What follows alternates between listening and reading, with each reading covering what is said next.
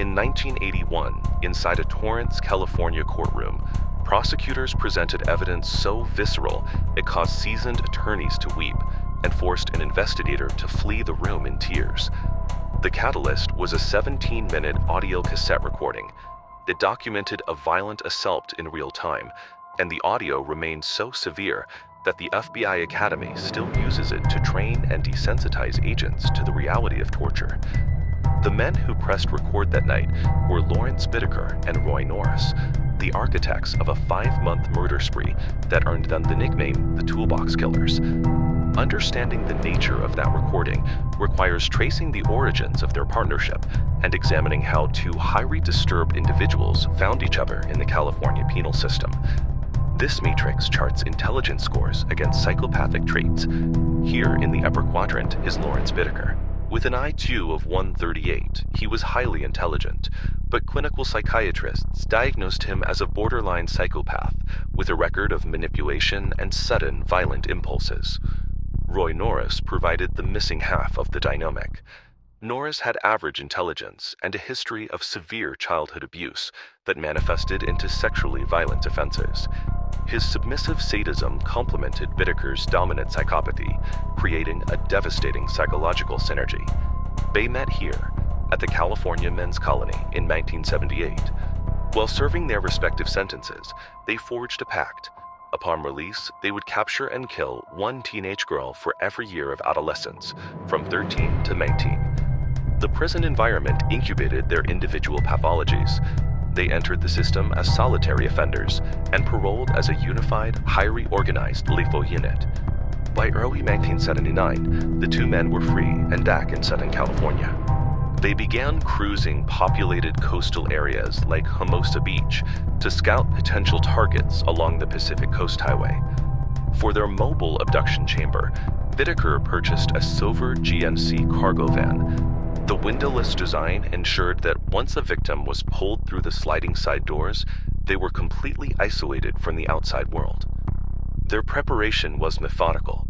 They conducted several dry runs by picking up hitchhikers and testing manipulation tactics without assaulting them, releasing these women only after their process had been refined. They also secured a base of operations.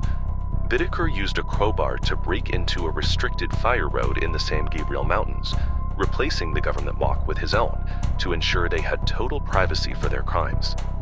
This exhaustive logistical preparation marked the transition from violent fantasy to structured, inevitable execution.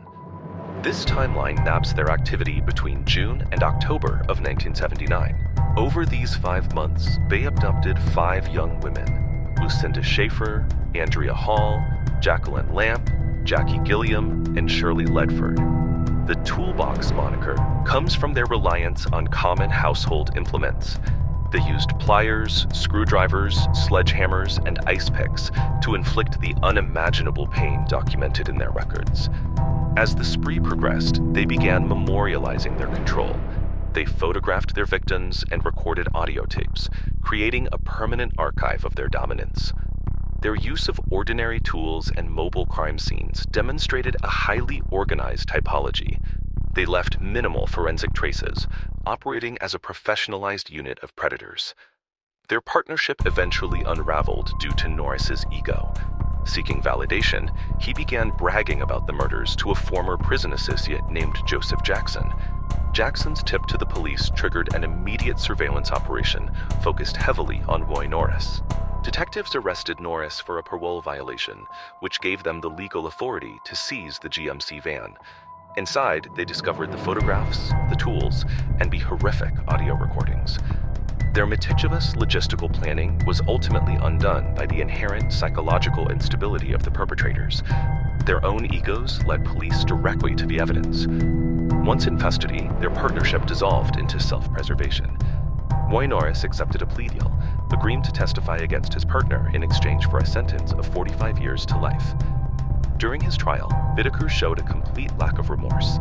Prosecutors relied on the Shirley Ledford audio tape as the ultimate proof of his direct involvement in the torture and murders.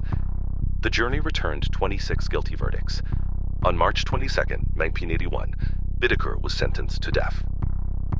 The trial dismantled their partnership. Faced with the possibility of the gas chamber, their united front collapsed into mutual betrayal. Neither man was executed. Both Lawrence Bittaker and Roy Norris spent decades behind bars before dying of natural causes in 2019 and 2020. Their case file was absorbed by the FBI's Behavioral Science Unit to study the unique dominant-submissive dynamic between serial killers. Bittaker and Norris sought infamy through cruelty. Instead, they provided the behavioral blueprint used by modern law enforcement to hunt and stop organized predators.